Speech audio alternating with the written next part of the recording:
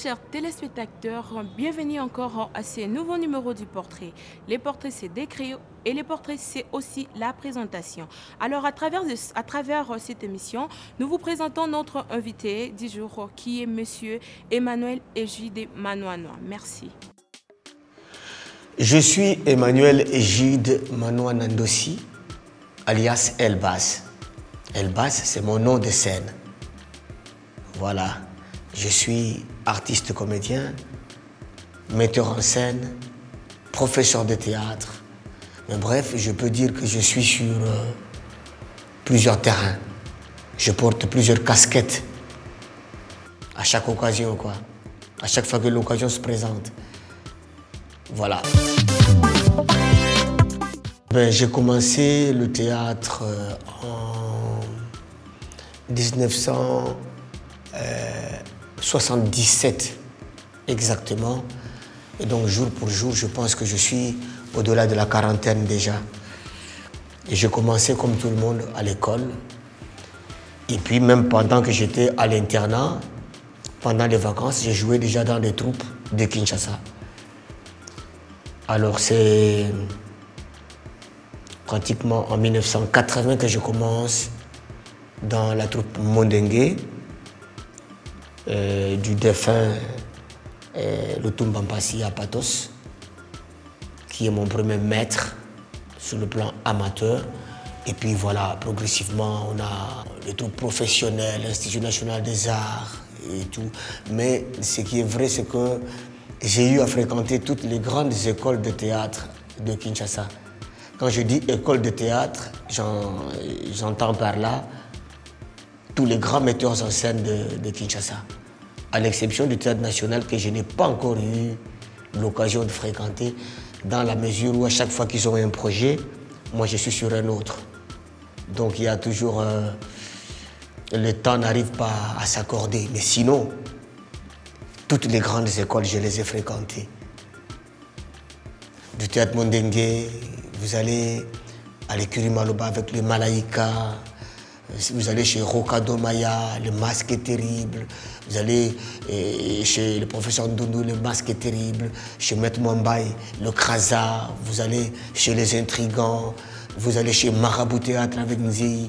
J'ai été un peu partout, sinon partout, à part le Théâtre national. J'ai initié des séries télévisées. Il y en a qui peuvent se souvenir de Comme c'est drôle en 98.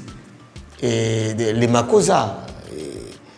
Sur Sembe et tant d'autres. J'ai eu à gérer aussi des troupes de théâtre populaire, notamment les Kilimandjaro. Donc, parler de mon expérience, c'est lourd. C'est lourd dans la mesure où, comme je le disais, je suis à cheval entre le théâtre en salle, la série télévisée, le cinéma, le tournage, c'est-à-dire, excusez-moi, le cinéma, mais aussi le consultanat. Et enfin, pour finir, professeur de théâtre, professeur d'improvisation à l'INA, professeur d'interprétation dramatique à l'INA. Interprétation dramatique, c'est le jeu de l'acteur. Donc, je suis chargé de former les autres acteurs. Et je ne sais pas si je suis arrivé à résumer pratiquement mon expérience artistique. C'est des questions parfois qui sont compliquées, hein, des questions compliquées. Mais vraiment, de mon point de vue, l'art s'arrêtera le jour où le monde va s'arrêter. Nous sommes nés dans l'art, nous vivons dans l'art. Même le petit citoyen qui est à la cité vit dans l'art, qu'il le veuille ou pas. Si ce n'est pas l'art scénique, l'art scénique, je veux parler de la musique, du théâtre, ou peut-être le plateau de tournage et tout. Donc si ce ne sont pas ces arts-là qui le côtoient, mais il y a d'autres formes d'art. Les arts plastiques. Vous entrez dans une maison, vous trouvez de tableaux bien peints, de sculptures, des œuvres d'art anciennes, tirées de nos sources. Donc pour moi, ma vision par rapport à l'art, c'est que l'art, c'est notre compagnon de tous les jours. Et le plus important, vous savez, la politique ou l'économie pourront un jour tousser. L'art ne toussera jamais. La preuve, c'est qu'à chaque fois qu'il y a crise politique ou il y a crise économique, l'art subsiste à toutes ces crises-là. Vous comprenez? Donc l'art, c'est lui qui sous-tend notre vie. Un projet d'avenir dans l'art, il est très clair. Parce que là, je me prépare déjà à prendre ma retraite. Après plus de 40 ans de pratique théâtrale, et je pense qu'il est grand temps maintenant que je m'occupe de la formation des autres. Et heureusement que j'y suis déjà. Je suis professeur de théâtre à l'INA, mais ça ne m'empêche pas non plus d'encadrer ceux qui sont à la cité. S'ils ont vraiment besoin de moi pour un encadrement, je n'hésiterai pas. Donc, mon projet d'avenir dans l'art, c'est la formation des autres. Enseigner et faire des recherches pour voir comment réorienter notre art. Parce que je me dis que si un jour je meurs et que je ne laisse pas de comédiens dignes de moi, que moi j'aurais formé, j'aurais raté mon passage terrestre. À part l'art, j'adore la nature. J'adore la nature. Et lorsque je dis la nature, c'est-à-dire transformer la nature. Heureusement que nous avons de terres inexploitées chez nous au village. Et je suis déjà sur ce projet-là. J'ai déjà initié des étangs, des porcheries, des poulaillers. Et l'agriculture, le potager est en train de suivre.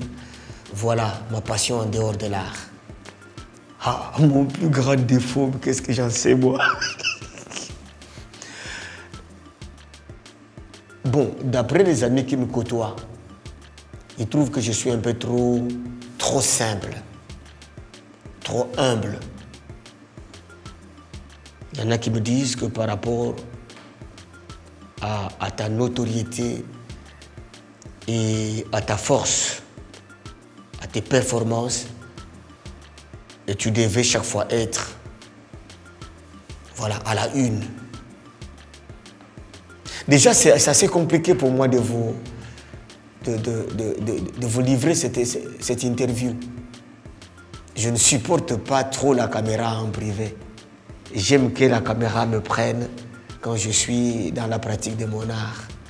De me prendre à part, me poser des questions, ça m'énerve parfois. Mais mon plus grand défaut, c'est que je suis trop humble.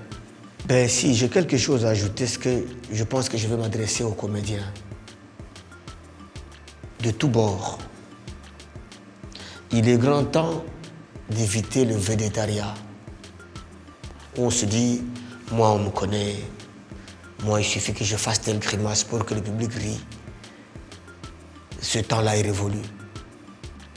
Je pense que nos comédiens doivent apprendre à se recycler. Aller à la rencontre des autres. Pas forcément de moi. Nous sommes très nombreux. Des gens qui sont capables d'encadrer un comédien et d'en faire un comédien pluriel. Parce que nous avons des comédiens qui sont devenus pratiquement stéréotypés, qui ne font que la même chose depuis qu'ils ont commencé la pratique de l'art. Et ce temps-là est révolu parce que ça nous renvoie au Moyen-Âge avec la comédia dell'arte, où moi je ne joue que le vieux, moi je ne joue que le fou. Ce temps-là est révolu. Il faut qu'ils apprennent à affûter les armes pour aborder n'importe quel personnage et dans n'importe quelle circonstance. Voilà le petit conseil. C'est la fin de cette émission. Merci de l'avoir suivi. Merci aussi de prendre rendez-vous au prochain numéro.